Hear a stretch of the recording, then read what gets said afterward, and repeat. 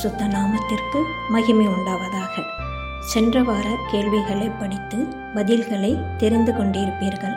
அதுபோல் இந்த வாரமும் 3 புதிய கேள்விகள் முதலில் தமிழிலும் ஆங்கிலத்திலும் பதிவிடப்பட்டுள்ளன. அதைத் தொடர்ந்து கடந்த வார கேள்விகளுக்கான சரியான பதில்கள் பதிவிடப்பட்டுள்ளன. நாம் இப்போது கேள்விகளை பார்க்கலாம்.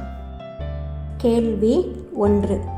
பொதுவாக மக்கள் புதிய தொழில் மற்றும் சுப நிகழ்ச்சிகளை தொடங்கும் முன்பு நல்ல நாள், நல்ல நேரம் மற்றும் நட்சத்திரம் என்று பார்ப்பதுண்டு.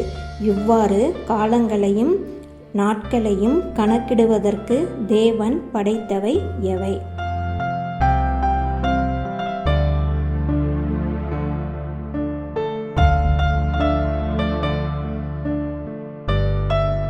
கேள்வி 2. ஒரு விவசாயி விதை விதைத்த பின்பு ஒரு சின்ன தூறல் மழை விழுந்தால் விதை முளைத்துவிடும் என்றும், பின்பு மிதமான மழை வந்தால் பயிர் வேகமாக வளர்ந்துவிடும் என்றும் இறைவனை வேண்டுவார்கள். தேவன் எல்லாவற்றையும் சிருஷ்டித்த பின்பு பூமியின் மேல் சகலவிதமான செடிகள் முளைப்பதற்கு எப்படி மழையை வருஷித்தார்?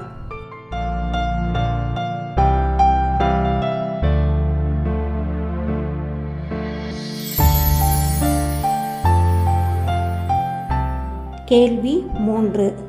சிலர் தற்பெருமையாக பேசுவர், சிலர் வெகுளியாகவும் கேலி கிண்டலுமாகவும் பேசுவர்.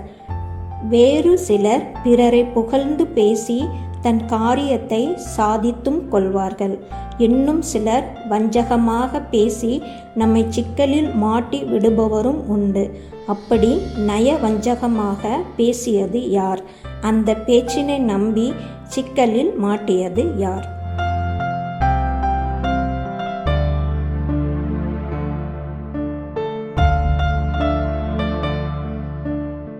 கடந்த வார கேள்விகளுக்கான பதில்கள்.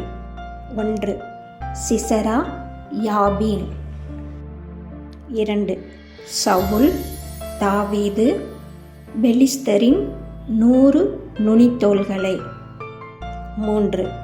யோவான், உள்ளும் புறமும் எழுதப்பட்டு 7 முத்திரைகளால் முத்திரிக்கப்பட்ட புஸ்தகத்தை திறந்து வாசிக்கவும் பார்க்கவும் பாத்திரவானாக ஒருவனும் இல்லை.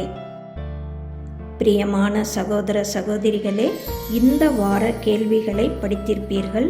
இதற்கான சரியான பதில்களையும் உங்கள் கருத்துக்களையும் கமெண்டில் பதிவிடுங்கள்.